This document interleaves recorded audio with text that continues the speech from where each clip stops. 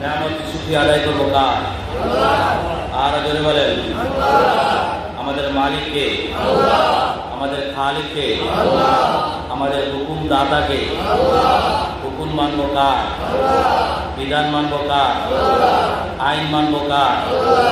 ইবাদত করবো কার?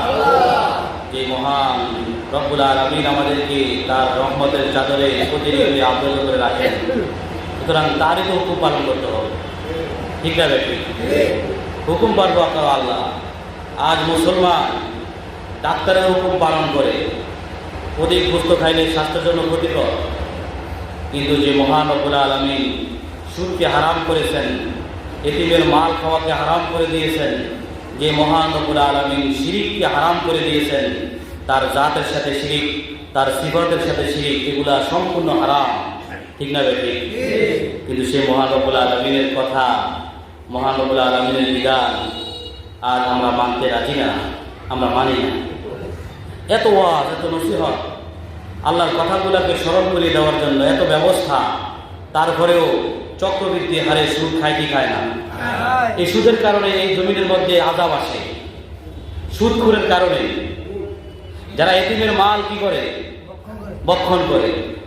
আল্লাহ রসুল হাদিসের মধ্যে বলছে, যেই সমাজের মধ্যে সুদখোর থাকবে সেই সমাজে আল্লাহর গজব নেমে আসবে। সুদখোরের সাথে কোনো লেনদেন করবেন না। আমার কথা বুঝছেন? সুদখোরের রক্ত মশাও খায় না। ঠিক না?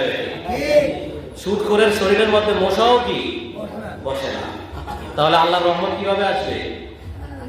এই জন্য তারা হাজিরিন, এই যে ভূমিকম্প, এগুলা কি জন্য হয়? হ্যাঁ, নাফরমানির কারণে। যাহারাল ফাসাদু ফিল বাররি ওয়াল বাহর বিমা কাসাবাত আইদিন নাস।